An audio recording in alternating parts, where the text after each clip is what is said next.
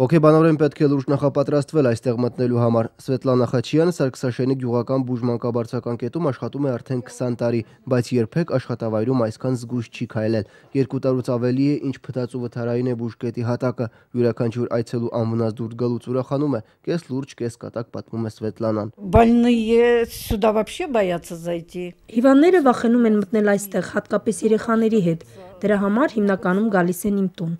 Այստեղ գալիս ենք միայն պրոֆիլակտիկ պատվաստումներ կատարելու նպատակով, որովհետև տնային պայմաններում չի կարելի։ Երեխան գրկած մայրերին, թե ինչպես է հաջողվում անվնաս անցնել այս հատվածով, կարելի է միայն ենթադրություններ անել, իսկ որ ստեղծված իրավիճակում հետագա աշխատանքը կազմակերպել հնարավոր չէ, լուրջ բացահայտումների շարքից չէ։ Что врачи приезжают раз-два в года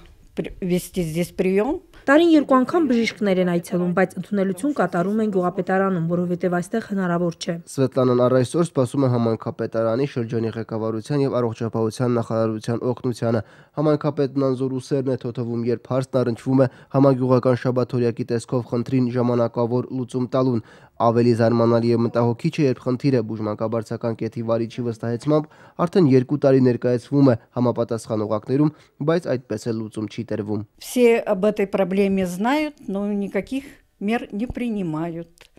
Բոլորը տեղյակ են խնդրին, եւ Մարտունու շրջանային հիվանդանոցի տնօրենը, եւ համայնքապետը, եւ շրջանի ղեկավար կազմը, բայց ոչ մի արդյունք դեռ չկա։ Ընդամենը 14 տարի առաջ շահագործման հանձնված շենքում հատակի տախտակը փտել է, քանի որ շինարարները թաց փայտանյութ են օգտագործել եւ ապա հատակը ծածկել լինոլեումով։ Երկրորդ սենյակում, որտեղ բուժմանկաբարձական կետն է հարմարեցված, ժամանակին էլ նման խնդիր էր ծագել, բայց հողալցման եւ բետոնապատման միջոցով հարցը լուծվել է։ Սվետլանան հույս ունի, որ բնությունը գյուղացիներին ուժ կտա եւ հիվանդներ քիչ կլինեն, լինելու դեպքում էլ տնային ընդունելություններ կամ այցեր է կատարելու։ Լսել է, որ գյուղում պիտի համայնքային կենտրոն կառուցվի։ Ուրախ է, բայց սպասել կառույցի, որի հիմքերը դեռ չեն դրվել, բժշկությունը չի կարող եւ հավանաբար սպասելու անհրաժեշտություն էլ չի լինի։ Խնդիրը լուծվելու է ամենասեղմ ժամկետներում։ Այս մասին օր լրատվականի հետ հեռախոսազրույցում վստահեցրել է գյուղի գործարարներից մեկը։ Սամվել Բալայան, Հովիկ Արաքելյան, օր։